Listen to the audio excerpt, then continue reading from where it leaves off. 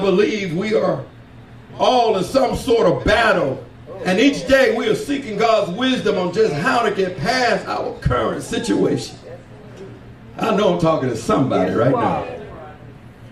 But I have learned from the Bible that God's call and his guidance often came while people were completely immersed in the challenge of the moment. Yes. Yes. How many of you would say you heard the Lord's call, but where you were in your situation, you was not ready for it? See, I have learned that his call will come right in the middle of a situation that you're in.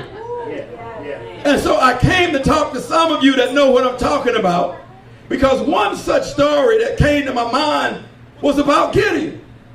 And as I began to read about Gideon, just to give you a little background, after Joshua died, the Israelites began to do what was evil in the sight of the Lord. Isn't it always something when the leader fall off, the people run amok? Yeah.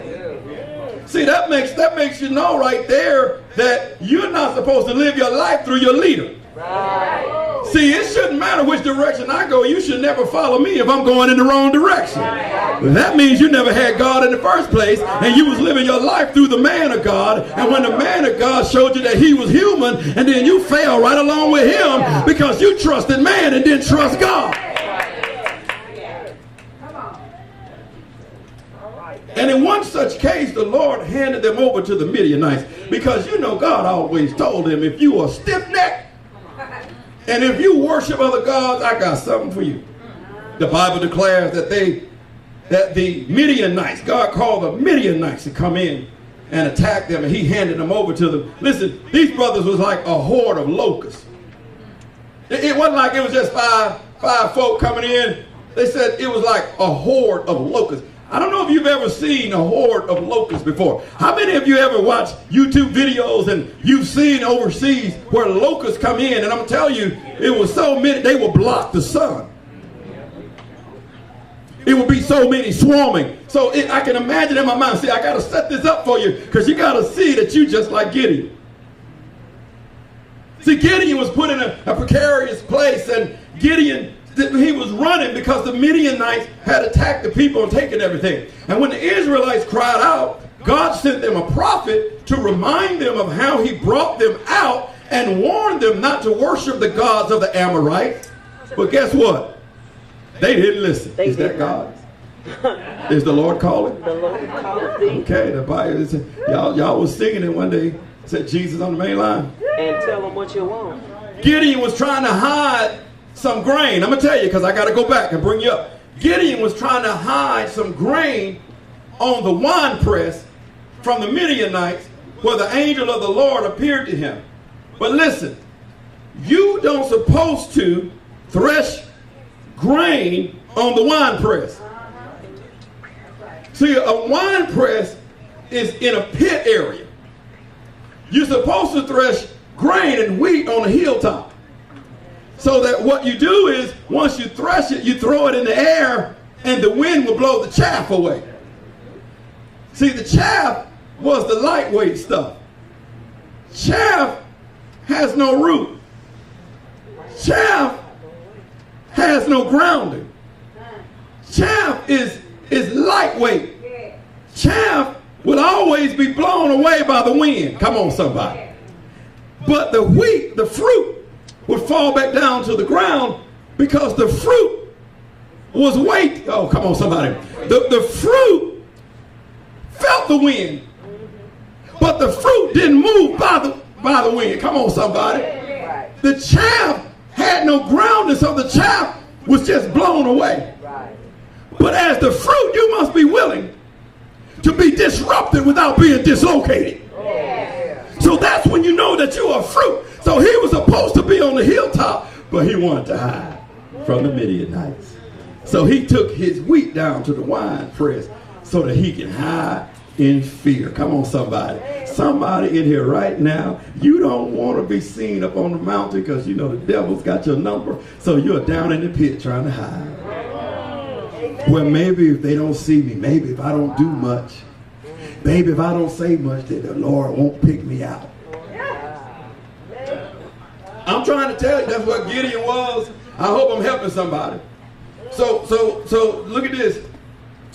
See, sometimes God will call us even when we don't feel like we are calling material. I don't know about you, but sometimes, boy, when the Lord tells me something or calls me to do something, it's in those times when I really don't feel like I'm a called person. Sometimes, come on somebody, especially the ministers in here, God called you to preach the gospel and you say, I ain't that kind of material. Amen. This is why I'm always, my ears go up when people, they just want to start a church. They just want to preach because that wasn't my testimony. Amen. Amen. Amen. And so I'm just like, no, Lord, you must have another brother. Not this brother, because apparently you must have missed something. Amen. Apparently, Lord, you must have forgot what I did. Apparently, Lord, you must know something about me that I don't know. Therefore, you are doing something that I don't even know about this. I'm not sure about it. And so what God will always do is challenge your own competence. You know why he does that? Because he don't want you to depend on your self-sufficiency. God said, I am your supply. See, Gideon was hiding from his enemy. Gideon was afraid.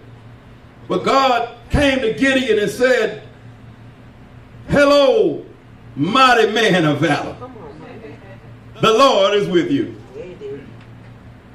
Isn't it amazing that Gideon was in this place hiding from the enemy, feeling afraid, feeling inadequate, feeling like God don't see me?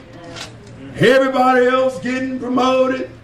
Everybody else getting blessed. Prophecies coming forth for people.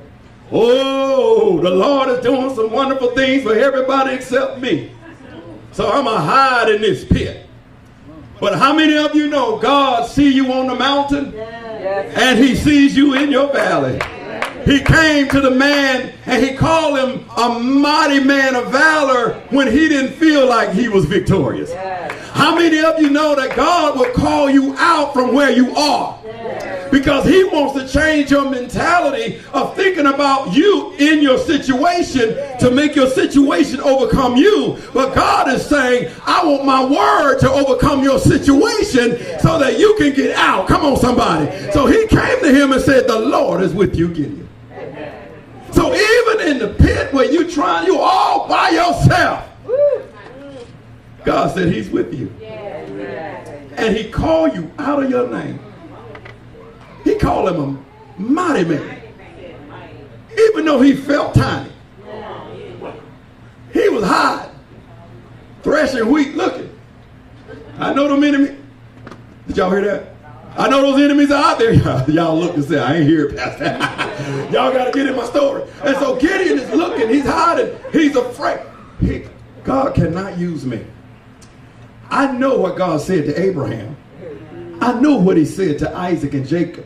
I know how he used Joseph. I know how he used Moses. I know how he used Joshua. But how in the world can he use me when the Midianites has already destroyed everything that I love?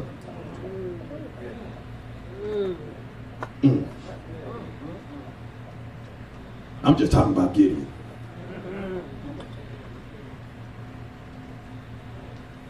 Reminding God of our limitations only implies that he does not know all about us, or that he has made a mistake in calling us. God, you must have made a mistake. There's absolutely no way in H-E-L-L that you called me to do this. And that is right. Because it ain't no way in H-E-L-L, because there was a way in heaven, not in hell. So God says you even looking at the wrong place. He said, I didn't call you from hell. I call you from heaven. He said, you see yourself as you are. He said, I see you the way I created you back in paradise. Come on, somebody. He said, you were a spirit before you had a body. So stop thinking that you are a body with just a spirit, because you are a spirit that happens to have a body. where your authority lies, is in the spirit, because your weapons are carnal. You got spiritual weapons, amen. So when we start reminding God about his limitations and what he cannot do, then you are overcome by your situation.